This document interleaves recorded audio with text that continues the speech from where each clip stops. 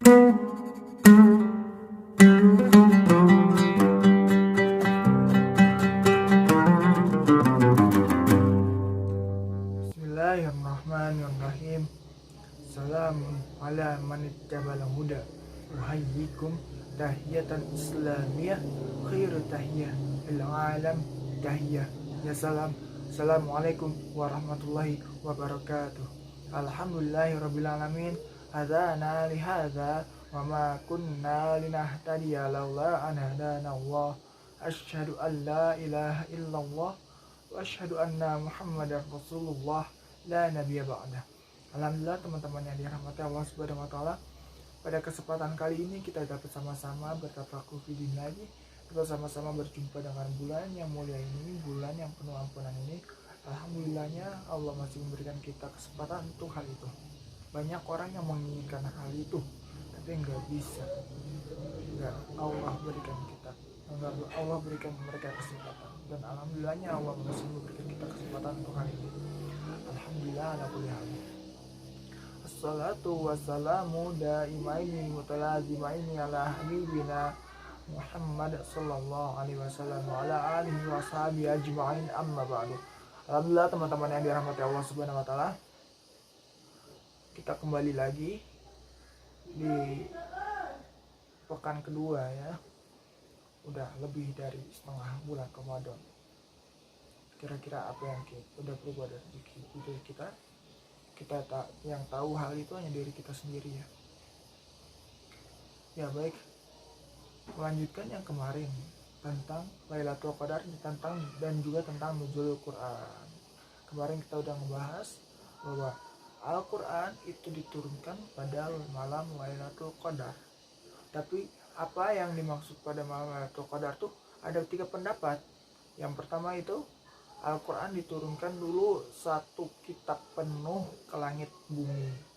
Lalu dari sana Jibril menurunkan ke Nabi Muhammad itu secara berangsur-angsur, sesuai dengan kejadian, sesuai dengan kebutuhan apa yang dihadapi sang Nabi gitu. Bahkan beberapa ayat itu diturunkan untuk menguatkan hati sang Nabi. Bayangkan kalau Al-Quran itu diturunkan satu kitab plek gitu kan. Ketika ada hal-hal yang butuh seperti itu, bagaimana Allah menguatkan hati sang Nabi? Seperti surat Ad-Duha kan, gitu, dan lain sebagainya. Yang kedua, Al-Quran diturunkan itu ke langit bumi itu setahun sekali pada malam Lailatul Qadar. Jadi Al-Quran diturunkannya selama setahun sekali ke langit bumi itu selama 20 atau 23 tahun, baru dari satu bagian itu yang diturunkan terus diturunkan ke Nabi Muhammad itu berangsur-angsur sesuai kejadian, sesuai dengan apa yang dihadapi sang Nabi gitu. Coba bayangkan kalau misalkan diturunkan satu kitab blok gitu kan, nanti ada sahabat yang bertanya gimana ini Nabi, gimana ini Nabi, gimana mau ngejawabnya kan. Itu lagi yang di sana masih ada namanya penghapusan ayat ketika sang Nabi masih hidup. Ketika beliau masih hidup masih ada namanya penghapusan ayat, entah emang dilupakan dari semua ingatan manusia atau emang hukumnya udah gak berlaku lagi gitu. Dan yang ketiga itu diturunkan secara berangsur-angsur.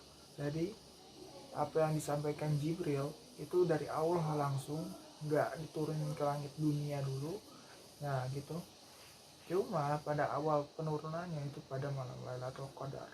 Ini yang dimaksud inna anzalnahu fi Lailatul Qadar.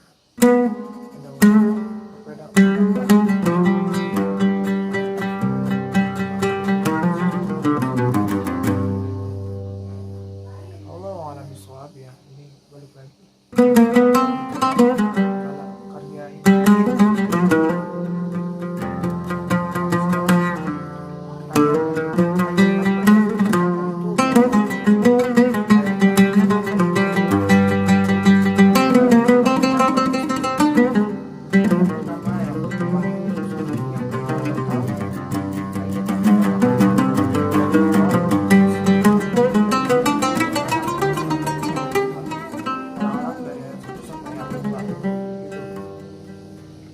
kita tahu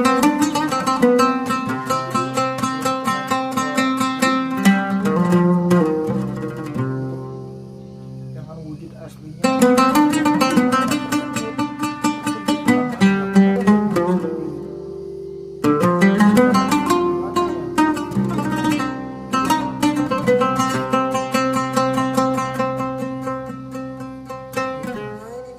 habis itu surat Iqra.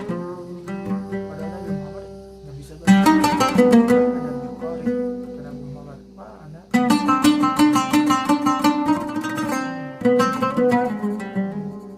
nggak bisa. Kalau misalkan Nabi bisa baca tulis,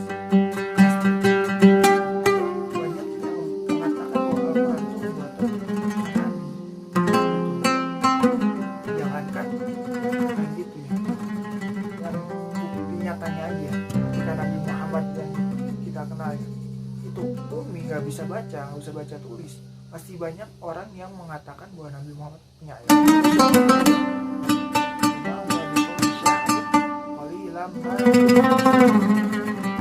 Dan itu bukanlah perkataan seorang penyair. Kenapa bisa dikatakan?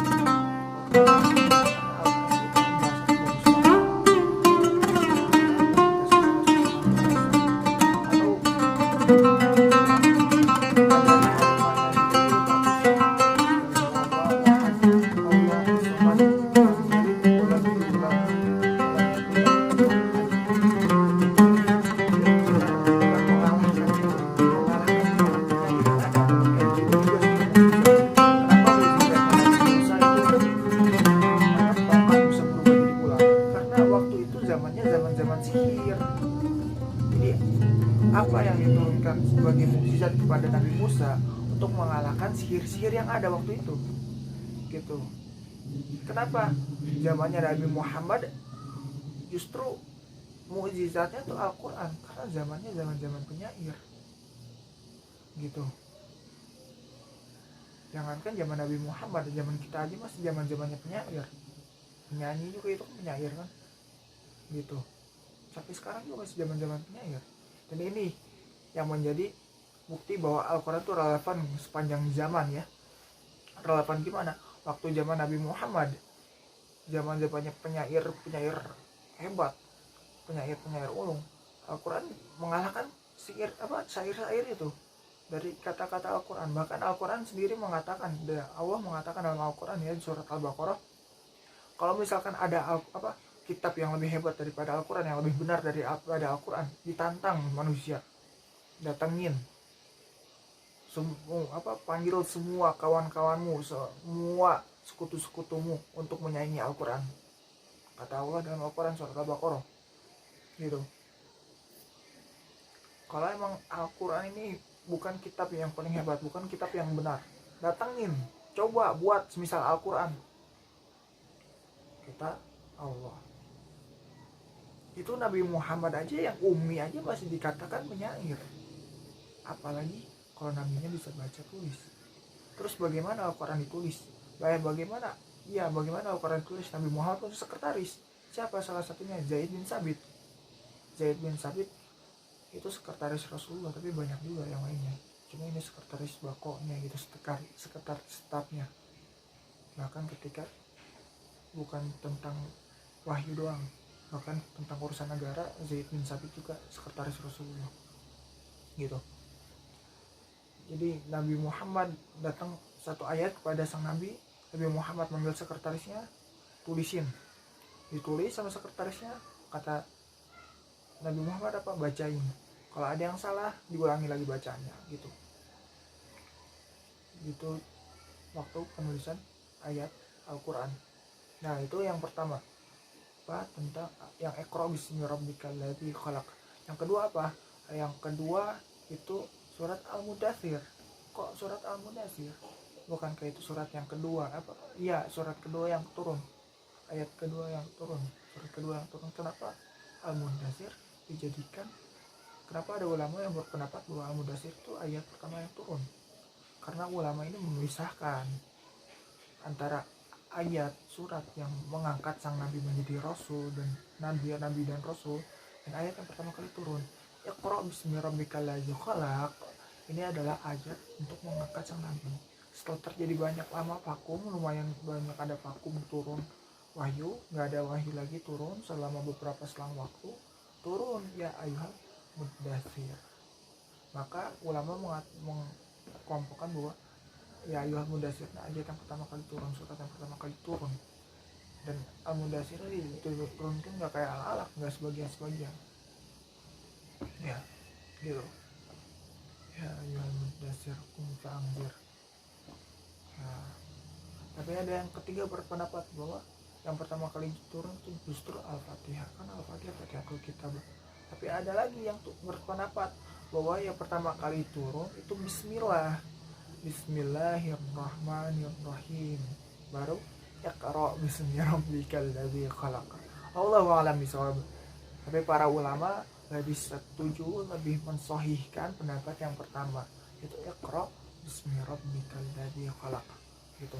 Dan yang ayat bagaimana sejarah turunnya Al-Quran ya, Al-Quran pertama kali turun itu ketika Nabi Muhammad sedang menyendiri di Gua Hiro ya, Gua Hiro.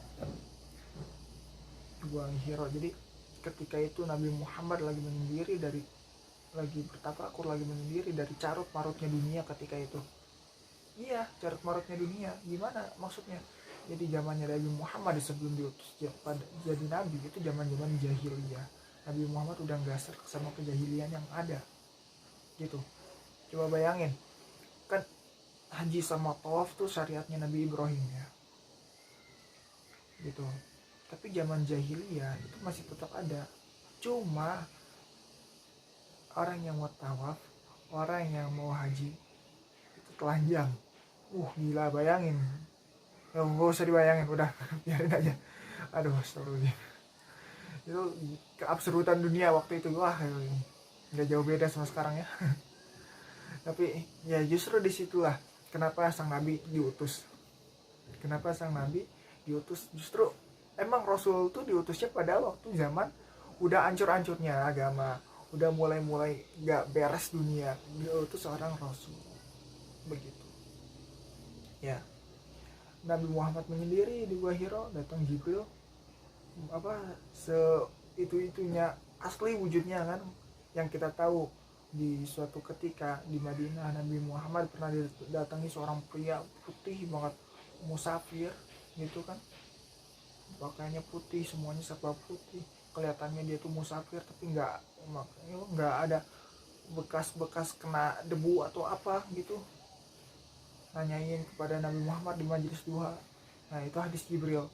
Waktu dia pulang, orang itu pulang, Nabi Muhammad nanya kepada sahabat, siapa orang itu, ada yang tahu nggak? Dia itu Jibril, ngajarin kalian tentang agama kalian. Jibril ngajarin sahabat yang ada waktu itu pakai wujud manusia, menyampaikan wujudnya itu kayak wujud manusia. Nah ini waktu pertama kali turun itu justru memakai wujudnya asli malaikat gitu ya. Nabi Muhammad juga bingung, kaget, takut, nggak pernah lihat makhluk seperti itu.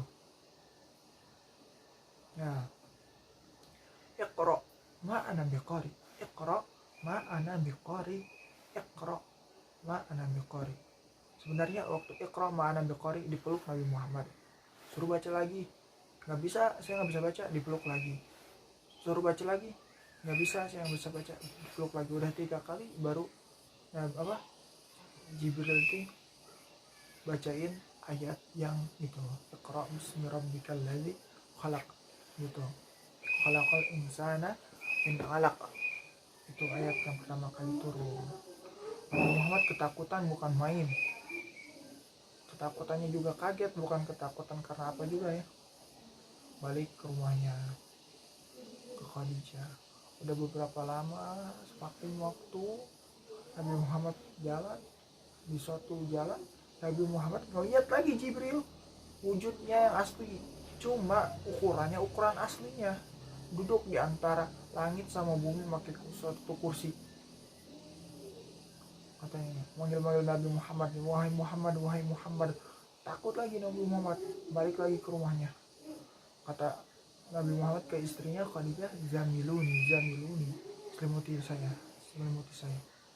Baru turun al-mudaththir, ya ayyuhal mudaththir, wahai orang-orang yang berselimut, kum fa'anzir, makanya kum fa'anzir, bangun dan berilah kabar, berilah fa'anzir, dan berilah peringatan. Ya sekian dulu ya. Astaghfirullahaladzim minkum wastaghfirullahaladzim minkum. Wabillahi taufiq wal hidayah. Wassalamualaikum warahmatullahi wabarakatuh.